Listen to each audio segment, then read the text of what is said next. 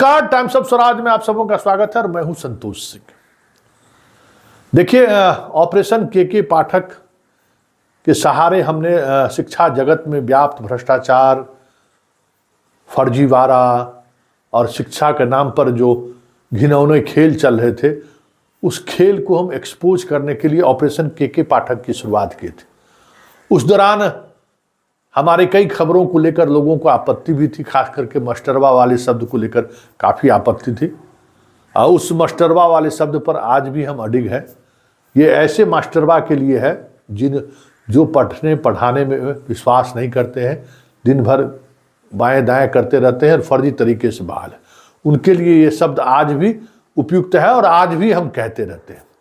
लेकिन उस ऑपरेशन के पाठक को जैसे जैसे हम आगे बढ़ाते रहे, फिर प्रथम फेज का आपको बहाली हुई, अब द्वितीय फेज की बहाली प्रक्रिया चल रही है।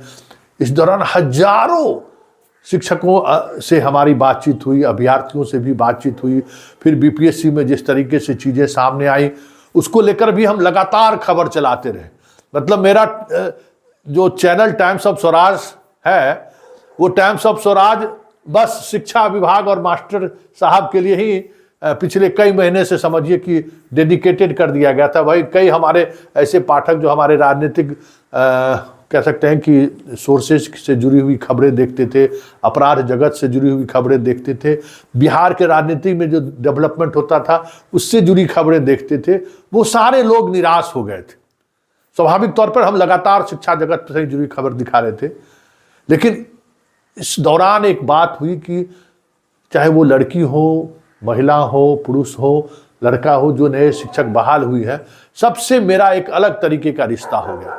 और वो रिश्ता इतना घनिष्ठ रिश्ता हो गया कि कुछ भी बात होती है, वो रात के 1 बजे, 12 बजे, सुबह के 4 बजे भी फ़ोन करने से वो कतराते नहीं है। फ़ोन करने से जैसे लगता है कि मुझ पर उनका हक है, अधिकार है, वो थोड़ा सा भी हिचकते नहीं है। अभी थोड़ी देर पहले एक फ़ोन आया है, एक पति का फ़ोन है जिसकी पत्नी शिक्षिका है, और वो किस हालात से, किस दौर से गुजर रहा है, पाठक जी जरा आप भी सुनिए। और अब थोड़ा विराम लगाइए और आपने जो तबादले की नीति अपनाई है, उस नीति पर एक बार मूल्यांकन कीजिए, समीक्षा कीजिए, नहीं तो पूरे बिहार में परिवार टूटने का सिलसिला शुरू हो गया। जरा सुनिए, ये दरभंगा से एक कॉलर हमको फ़ोन किए, इनके बारे में मुझे नहीं पता है कि ये कौन है। क्या स्थिति है कि लगातार पिछले 4 महीने से कह रहे हैं कि 50,000 किलोमीटर हम मोटरसाइकिल चला चुके हैं। गांव में लोग किराए पर मकान देने को तैयार नहीं है। जरा सुनिए, इनकी व्यथा सुनिए, फिर हम इस पर चर्चा करते हैं। संतोष सर, हाँ।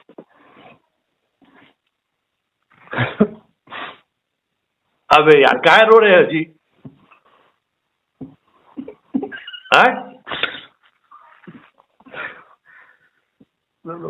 हाँ हाँ, बताइए। अरे मुझे वाइफ का पोस्टिंग कर दिया गाँव। अच्छा। अब डेली ले जाना आ जाना, गाँव के लोग इधर फोटो खींचते हैं, उधर फोटो खींचता है। अब करेंगे साथ रहो, सारा काम इधर चौपट हो गया है सर 15 अक्टूबर से। हाँ हाँ हाँ। कैसे आदमी क्या करेगा सर? अब यहाँ तो हो गया बहुत ज्यादा, मतलब गाली गलौज तक की नौबत आ गई। ये क्या व्यवस्था है समझ में नहीं आता है पोस्टिंग का सर। आप क्या करते हैं? मैं अपना ही काम करता हूँ, थोड़ा बड़ा इधर उधर से।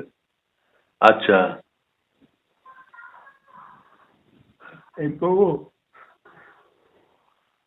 हमने कहा कि मेरिट कम चॉइस मिलेगा, दरभंगा में पहला स्थान लाई महिला में।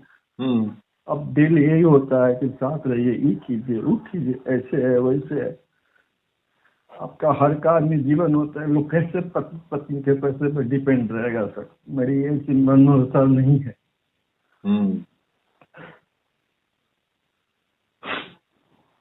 और जो रोना आ रहा है तो मैं क्या कहूँ, मैं आपको मैसेज किया। अच्छा, ठीक है ठीक है, डर रखिए, हम बात करते हैं। घर में यही समस्या है, हमारी समस्या नहीं है सर। बहुत जगह यही समस्या है सर। अब सुबह से जाते हैं, कई हम चाय दुकान में बैठते हैं पूरे सुबह से लेके 9 बजे से लेके 5 बजे तक। अब सुबह से फिर लेके आते हैं, फिर लेके जाते हैं। ये सब समस्या है। गांव में कोई रूम देना नहीं चाहता है। अब हालत ये है कि मैं रूम ढूंढने गया तो एक लोग कह रहे हैं कि आपके लिए मैं भूसकार खाली कर दूं क्या। अभी ये स्थिति आ गई है। बताइए गांव में सर कौन सा रूम रेंट के दृष्टिकोण से लगाता है। अब मैं शाम को वहां से निकलता हूँ लेके लगभग 5 बजे, तो रास्ते में गीदड़ बैठे रहते हैं सर। गीदड़ हाया घाट रोड पे गीदड़ होते हैं। और बाइक से लेके निकलता हूँ, मैं देखा एक लेडीज को बच्चा लेके जा रहा है। डर लगता है कि हो सकता है गिदड़ उस बच्चे को खा जाए। बड़ी बात नहीं है आक्रमण करके। रोड पे गिदड़ बैठे रहते हैं। ये हालत है। अब ये हॉट टॉक हो जाता है। कभी क्या है ये है। लगभग मैं 4,500 बाइक चला चुका हूँ सर, 5,000 किलोमीटर, 15 टूर्स लेवल। अब यहाँ ट्रेनिंग होने, कभी ये हो रहा है कभी हो रहा है। अच्छी बात है, कोई बात नहीं, अच्छी बात है। बट ऐसे क्या सिस्टम चल पाएगा। ऐसे कितना ऐसे सिस्टम चल पाएगा। हर घर में ही चर्चा होती है, हर घर में ही चर्चा होती है। तो आपने सुना, ये एक शिक्षिका पति का एक दर्द है। और ऐसे हजारों शिक्षक हैं जो रोजाना ये चीजें फेस कर रहे हैं। जो 7 शिक्षक शिक्षिका हैं उनके लिए भी अपने पति पत्नी के बीच संवाद का, बातचीत का, बच्चों को देखने के लिए उनके पास समय नहीं है। और ये पाठक जी ज्यादा दिनों तक ये नहीं चल सकता है। ये ब्रेक डाउन की स्थिति की तरह बढ़ रहा है ये पूरा कम्युनिटी, शिक्षक कम्युनिटी। इसको थोड़ा सोचिए और गंभीरता से सोचिए।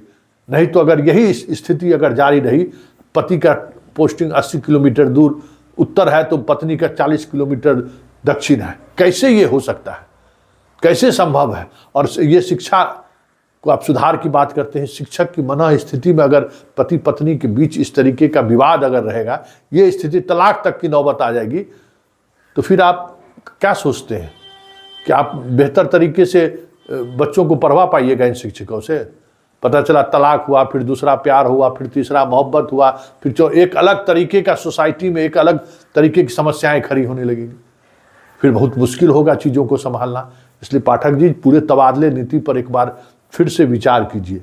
ये एक दर्द एक ऐसे शिक्षक के पति का है, शिक्षिका के पति का दर्द है, जो दर्द से आज बिहार के अधिकांश युवा झेल रहा है। उस दर्द से गुजर रहा है बिहार के अधिकांश युवा। अधिकांश महिला शिक्षक भी उस दर्द से गुजर रही है। पति पत्नी से कोसों दूर किसी गांव में वो रहने की स्थिति नहीं है, किसी तरीके से रह रही है। उसका जीवन कितना झंझावट भरा हो गया होगा, इसका अंदाजा शायद आपको नहीं है कि उसको क्या क्या, एक लेडी टीचर को क्या क्या फेस करना पड़ रहा होगा, इसका अंदाजा शायद आपको नहीं है पाठक जी। और इसकी वजह भी है, आप अब उस दुनिया को से बहुत दूर चले गए हैं जिस दुनिया में ये सारी चीज़ें हो रही हैं। आपको वहाँ तक उसकी समझ आपको तक नहीं है कि एक अकेले शिक्षिका के साथ, एक अकेले लड़की के साथ बिहार का समाज किस तरीके से व्यवहार करता है, इसका आइडिया शायद आपके पास नहीं है। या फिर एक लड़की को बाहर, घर से चौखट से बाहर निकलना और फिर सुरक्षित घर में चौखट के अंदर आना कितना मुश्किल है, इसका भी आइडिया शायद आपको नहीं है। और ये आइडिया नहीं होना ही ये एक समस्या का जड़ है। और ऐसे में आने वाले समय में इस तरह की कई और घटनाएं, हजारों घटनाएं सामने आ जाए तो कोई बड़ी बात नहीं होगी। ऐसे में पाठक जी आप विचार कीजिए तबादले नीति पर, नहीं तो आपकी शिक्षा में सुधार को लेकर जो भी कार्यक्रम चल रहे हैं वो कार्यक्रम कभी भी बेपेटरी हो जाएगा।